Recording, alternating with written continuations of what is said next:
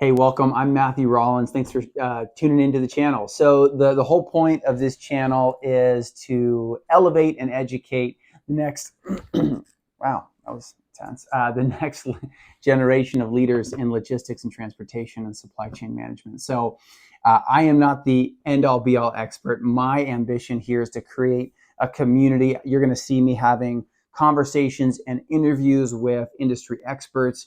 You're going to see me bringing research and articles, and I want to get feedback from you. Like, this is a place where if you're in logistics and supply chain management and transportation, it is so complex and there's always something to learn. So I hope that we can learn from each other here. One of the things that I want to talk about today that's really important to me in the logistics supply chain space is leadership, and there's two parts here.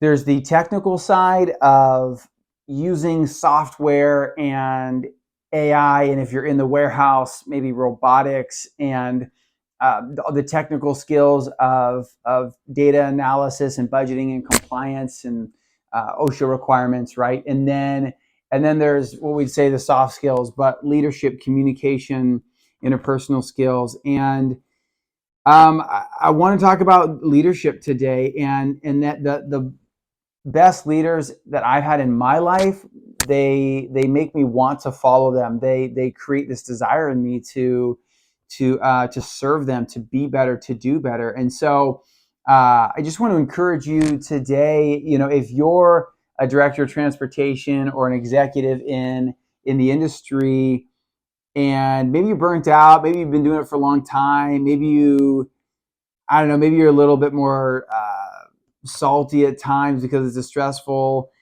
gig, step back for a minute, because if you want to create raving fans, if you want to create people that you're leading that they're insanely loyal to you and they just so want to serve you and help you and complete the mission,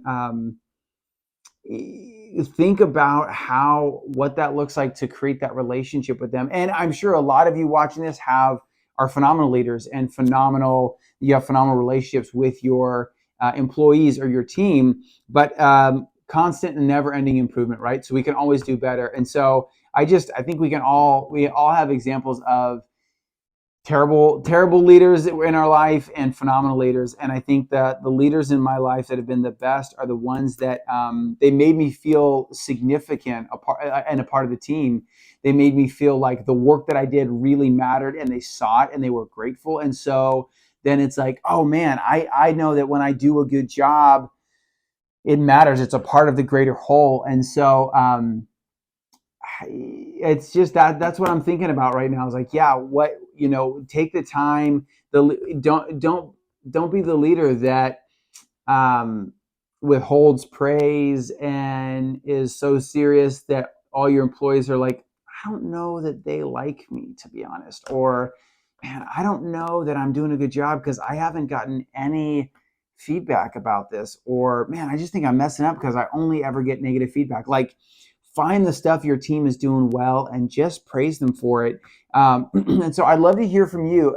Maybe an example of some of the worst leaders you had in your life, maybe a story or two of some of the best leaders you've had in your life. But we're going to do some more interviews. So too, if you got a story to tell, shoot me a message. Love to bring you on and interview you and hear some stories. Thanks, guys.